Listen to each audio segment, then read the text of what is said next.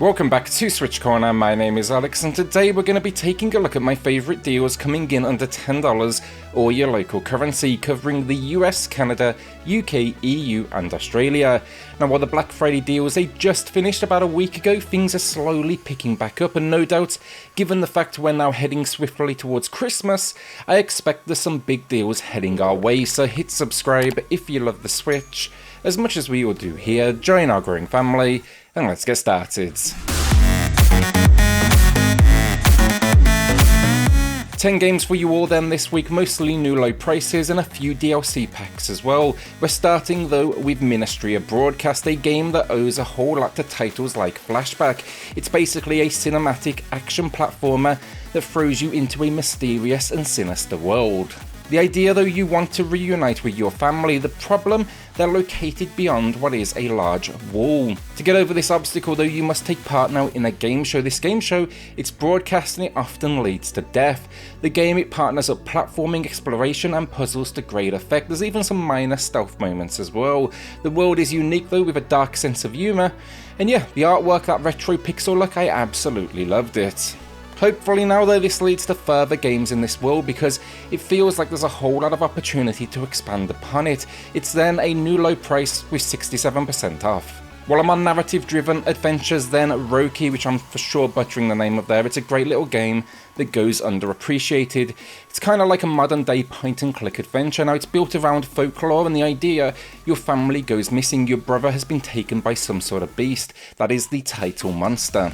Now you need to head off to save them. Think a whole lot of like environmental puzzles and exploration.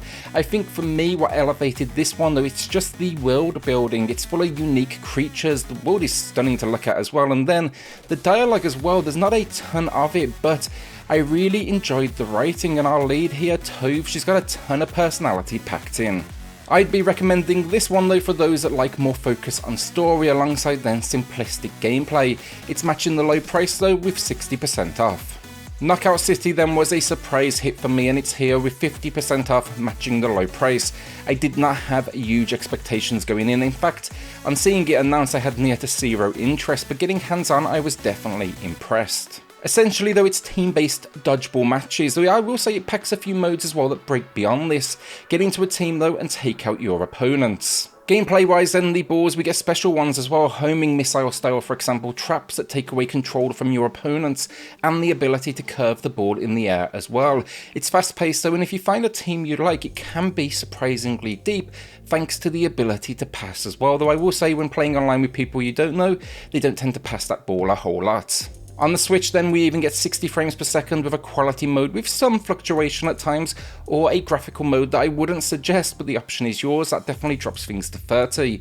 My full review though, find it in the pinned comment down below. So a quick personal shout out then, but if you don't already know and you own one of the systems, remember in 2021 I also launched PlayStation Corner and Xbox Corner. We're pushing for year-end finishes naturally across all of these channels, so if those platforms interest you, maybe take a look. Both have deals videos weekly, reviews. Xbox, we definitely lean heavily into Game Pass, and also then graphical comparisons between the S and X. Also then of course we have Twitter as well, where I post a whole lot of updates near daily. We're getting closer to like 1,000 followers over there, so maybe check that out as well. All of these though, all in the pinned comment down below. A personal favourite of 2020 then, the Survivalists from Team 17. This one takes the survival formula, gives it a kind of top-down pixelated retro style, and softens it just a little. You know, there's no like permadeath in here.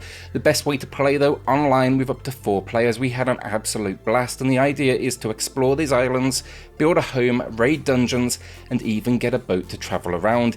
It has an endgame too that you do need to figure out. The addiction here though is real for sure. The graphics look basic, but do not let that deceive you from what is relatively deep mechanics, and I really enjoyed the dungeon crawling element of it all as well. The only things that I wish it developed just a little bit more was some of its minor building elements, and then also the attacks on your own. It can get a little frustrating having to recover from raids. Otherwise though, look, good stuff. My full review is in the pinned comment. It's a new low price though with 75% off, and it packs some minor DLC as well, being the Deluxe edition. It's basically a few cosmetics. The price though here, too good to ignore. Aerial Knights Never Yield then is for the auto runner fans out there. It's no bit trip runner, but I still found a decent amount to like outside of a few locations that are a little repetitive, and there's a few frame rate wobbles towards the end game. You want that full breakdown though, I have the full review in the pinned comment below. Where this one succeeds though, the visual style really is something special, and when things get going, it definitely delivers on the genre's simple but effective gameplay. You know, it's going to be easy to pick up, difficult to master. Alongside that then, it has perhaps one of the best soundtracks of 2021. The music is just simply put another level.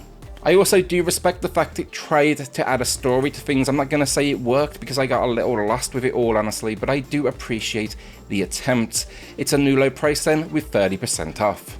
Here's a unique one, and just a quick mention, but 5 dates. It's from Wales Interactive, who are out to relaunch the world of FMVs, and they've had some great entries.